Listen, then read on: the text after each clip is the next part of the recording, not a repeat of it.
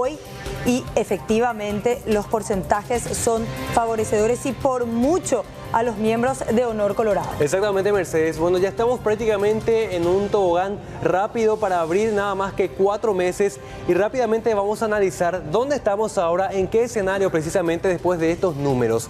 Varios puntos para analizar. En primer lugar, la tardanza. Sí. Hubo muchísimas quejas en el tema de la tardanza para el uso de las máquinas electrónicas.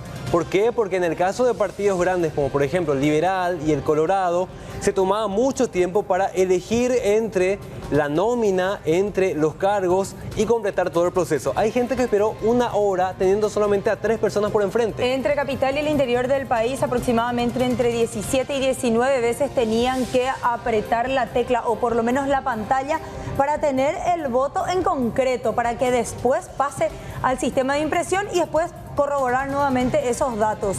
Mucha tardanza. Muchos quisieron ayuda y no pudieron obtenerla, sobre todo porque aquellos que estaban en la mesa no podían dárselas, o si no ese voto podía ser anulado o por lo menos cuestionado. Eso hizo inclusive de que la tardanza se duplicara y triplicara en algunos locales de votación. Fíjate, Mercedes, se hizo un simulacro antes. El tiempo máximo no llegaba al minuto, era cerca de 50 segundos en el caso de una persona de tercera edad que no sepa, que no haya decidido previamente a su candidato. Pero ¿qué pasó en la vida real, ahí en la mesa, en las escuelas, en los centros de votación? Este tiempo se extendió en demasía y ojalá que se tomen medidas. Al respecto, compartimos rápidamente lo que decía Luis Alberto Mauro acerca de este punto en particular.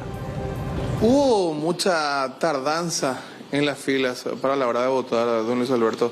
¿Qué se puede mejorar en vistas a estas elecciones nacionales previstas para el 30 de abril del año que viene? Nosotros hicimos pruebas de laboratorio con adultos mayores, ¿verdad? Antes de las elecciones, con candidaturas ficticias. Y en estas pruebas un adulto mayor tardaba máximo 3 minutos votando, ¿verdad? Y luego hicimos paralelamente con adultos mayores, pero ya previamente sabiendo por quién iba a votar.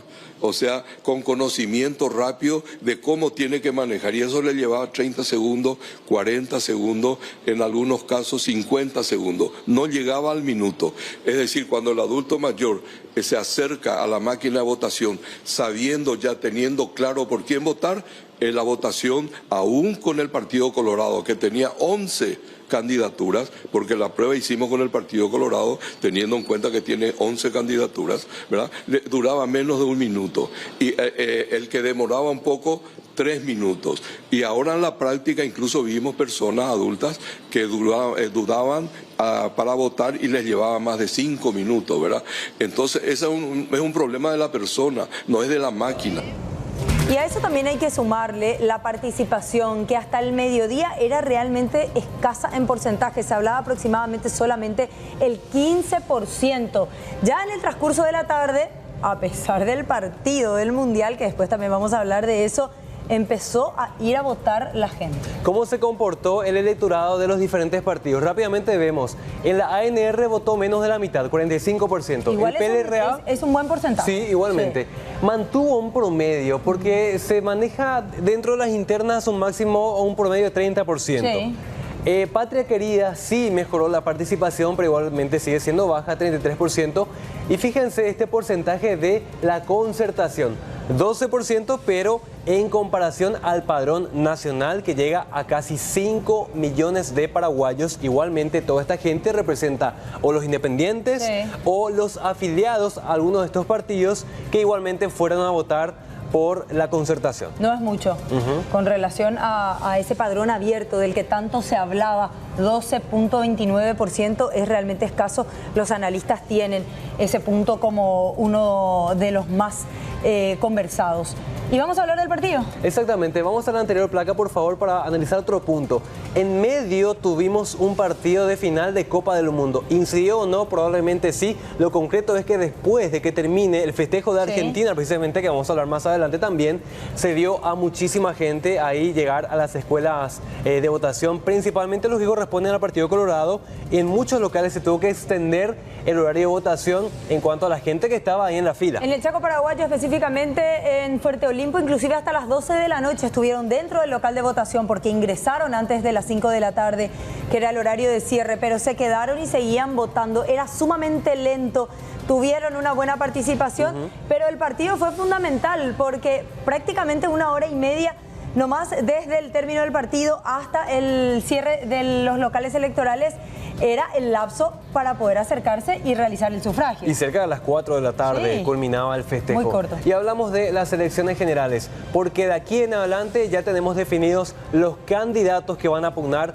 por los comicios generales en abril. Va a ser el 20 de abril, va a ser bastante reñido y vamos a ver qué estrategia utilizan los diferentes candidatos. Ya hablaban de unidad total en el Partido Colorado. En la lista 2, que ahora ya es uno. En el caso de la Concertación, que se propone como una oposición, tiene una estrategia, un discurso diferente. Vamos a ver cómo fueron los resultados y cuáles fueron los puntos diferentes en cuanto a los porcentajes. Arrancamos con la presidencia por parte de la ANR. Empezaron como empatados, pero después tomó ventaja Santi Peña. Las encuestas eran fundamentales en el momento de analizar el voto de la ciudadanía y estos porcentajes se mantuvieron, se acercaron muchísimo al análisis previo que se hizo y finalmente quedó así: 51.60% para Santi Peña y 43.87% para Arnoldo Vince. 100.000 votos más o menos fue la diferencia, pero fueron suficientes para dar la victoria finalmente a Santiago Peña, que tuvo un discurso conciliador, hay que decirlo.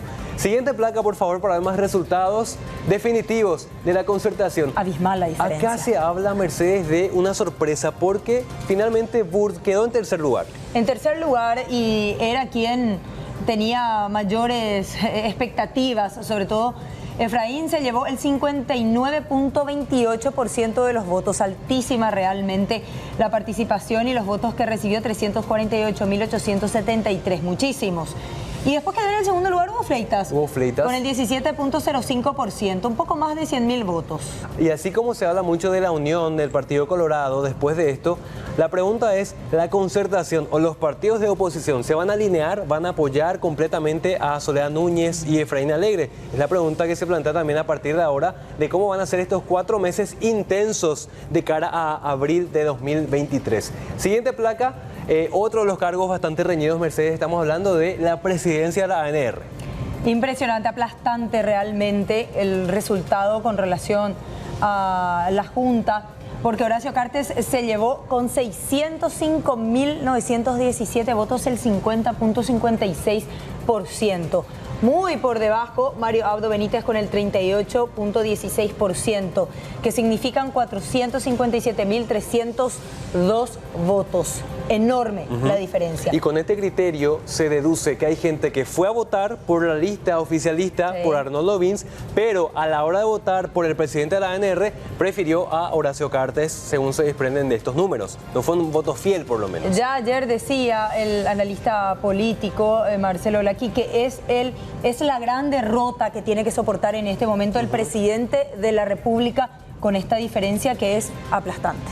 Vamos a ver rostros nuevos, por ejemplo, en el Senado. Mucha gente pasa de diputados al Senado, pero también se ven algunos rostros nuevos. Por ejemplo, estamos hablando de Lizarela Valiente, que pasó del orden 8 al número 4. Sí, tuvo una cantidad impresionante de votos. Casi 31.500 votos, números más, números menos. Pero aplastante realmente lo de Beto Velar, que se sigue actualizando minuto a minuto estos números hasta donde revisamos la última vez. 125.000, ahora ya estarían llegando a los 150.000 votos los obtenidos por Beto Ovelar.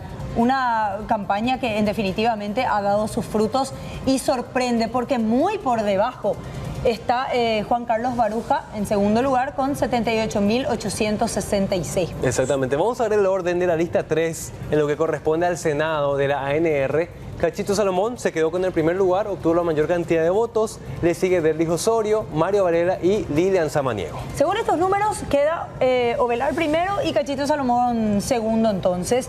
Y después queda Baruja en la lista definitiva, si es que ya hacemos, según el mecanismo DON, cómo va a quedar la lista oficial, aunque de todas maneras, después en las elecciones generales uno puede tener el voto preferencial, ¿verdad? Pero sí, lo de Cachito Salomón con 115.722 votos es un triunfo importante dentro de estas votaciones internas. Y uno se pregunta, ¿cómo va a ser la oposición dentro del Congreso para el próximo periodo? Vamos a hacer el Partido Liberal a los candidatos que propone por lo menos en la lista oficialista, porque se habla de también líderes bastante conocidos. Salim Busarquis, Edgar López, Ever Villalba. Cuarta quedó Celeste Amarilla, sí. Se filtraron algunos textos incluso en las redes sociales, pero bueno, forman parte ya de los comentarios que surgieron después de las elecciones. Ella cuestiona bastante, sobre todo el currículum de otros correligionarios suyos que obtuvieron mayor cantidad de votos, y ella dice: siempre fui detrás de la coherencia, siempre planteé las cosas como soy, el trabajo es honesto, sin embargo, no logró los votos que ella estaba esperando. Otros hicieron una mejor elección. Exactamente, y se dieron también bastantes sorpresas en cuanto a gobernaciones, diputaciones por parte de los diferentes departamentos. Obviamente esto se va a proclamar dentro de un periodo que establece el TSJE, pero ya tuvimos los resultados principales que dan a los candidatos que vamos a tener que elegir en abril próximo. ¿Y cuál es el análisis entonces, Aníbal? Sí, hoy conversábamos con Carlos Mateo Valmelli, quien analizó, por supuesto, ¿por qué de tan contundente victoria de Horacio Cartes? ¿Por qué de la victoria de Santiago Peña? Como así también, ¿cuál es la situación? ¿Cuál es el futuro de la concertación nacional? ¿Cuál es el futuro de la oposición con miras a las elecciones del próximo 30 de abril del 2023? En este sentido, entre otras cosas, algunos aspectos que destacamos de las declaraciones de Carlos Mateo Valmelli, él conocido por su liberalismo, pero un analista objetivo. Decía que la declaración de parte de los Estados Unidos de significativamente corrupto en contra de Horacio Cartes no lo afectó, al contrario, lo consolidó como líder, y en este sentido mencionaba que habrá unidad, eso es sabido, que hoy en día, así como están las cosas, de acuerdo a las elecciones del día de ayer, el 30 de abril, de vuelta, un colorado será presidente de la República. Asimismo decía que Mario Abdo Benítez, el presidente de la República, tendrá que sumarse indefectiblemente a las huestes coloradas si es que no quiere quedarse en la historia como un traidor del partido. Al mismo tiempo decía que la oposición tiene que replantear su estrategia y que debe redoblar su esfuerzo por captar mayor cantidad de votos. La lectura que podemos hacer de eso es, en primer término, que aquella declaración del embajador americano significativamente corrupto lo convirtió a Horacio Cartes en un líder político. Quizás le haya perjudicado desde el punto de vista económico, pero lo convirtió en un líder político. Y por el otro lado, también no tuvo ningún impacto en la campaña electoral interna del Partido Colorado. En el Partido Colorado las cicatrices se cierran muy rápido, y el discurso de Horacio Cartes, de Santi Peña, de Arnoldo Pins, de Hugo Velázquez, fueron todos discursos centrados en una idea: el Partido Colorado solo puede ganar. Y creo que es una idea que tiene cierta fuerza dentro del Partido Colorado, y que la oposición va a tener que tomar esto con mucha cautela y va a tener que redoblar los esfuerzos. Mario Abdo Benítez se va a tener que acoplar, o si no va a quedar también con el estigma de ser un traidor al Partido Colorado. Eso no te preocupe, que los colorados arreglan sus problemas internos más rápido de lo que nosotros nos imaginamos. A mí me preocupa mucho la oposición. ¿Por qué razón? Porque nosotros necesitamos que sea una campaña competitiva, una campaña electoral competitiva. Eso es lo ideal. ¿Y qué quiere una campaña electoral competitiva? Una campaña electoral competitiva es una campaña en donde los dos pueden ganar. Hoy, según la lectura que yo hago de los resultados de ayer, hoy el próximo ganador de las elecciones es el Partido Colorado. Salvo que la oposición se someta a cirugías mayores para poder, digamos, aumentar el caudal de voto. El candidato rosado es aquel que puede captar votos de no colorados. ¿Quién es el candidato rosado? Santiago Peña. Los colorados demostraron de nuevo que tienen oficio. Y la oposición ha demostrado que es incapaz de superar sus querellas internas. Yo no sé si todo el voto de la concertación, de Patria Querida, por ejemplo, del elector del Encuentro Nacional, el día de las elecciones se deposite a favor de Efraín Alegre, de Euclides Acevedo o de Santiago Peña. ¿Por qué razón? Santiago Peña tenía un problema dentro del Partido Colorado, que es de origen liberal. Fue afiliado al Partido Liberal. Se afilió en un acto público. Pero, sin embargo, para la sociedad paraguaya es un candidato rosado. Es más fácil votar a un Santiago Peña para gente de Patria Querida o para gente del Encuentro Nacional que votar a un colorado, digamos, que tipifique y encarne la figura del caudillo, de la furia colorada. O sea, Santiago Peña en este sentido, para la sociedad paraguaya, para los no colorados, es mucho más votable que una figura colorada tradicional, como hubiera sido Hugo Velázquez, por ejemplo. Para el analista Carlos Mateo Valmelli, la oposición reunida en la concertación nacional carece de dos defectos. No es popular y el discurso de patria o mafia no convence a la mayoría. El problema es que la concertación como idea no se ha convertido en un sentimiento popular que instale o excite la esperanza, y si no querés la esperanza, el rechazo de la sociedad paraguaya a un modelo que está obsoleto. El modelo que gestiona el Partido Colorado, su manera de gestionar el Estado, es una gestión obsoleta.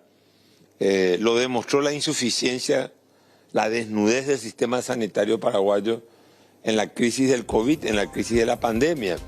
Sin embargo, si vos ves el discurso de la oposición, de la concertación, mafia o patria, se olvidaron de que murieron entre 20.000 paraguayos murieron en el COVID. Se tomaron medidas absurdas. O sea, el Partido Colorado, a más de estar 70 años en el gobierno, tuvo que administrar el COVID, tuvo que administrar otras crisis, las administró mal. Y hoy es el partido que con la participación de ayer tiene el mayor aval para ganar las próximas elecciones nacionales. Entonces, o son muy inteligentes los colorados o la oposición está haciendo las cosas demasiado mal.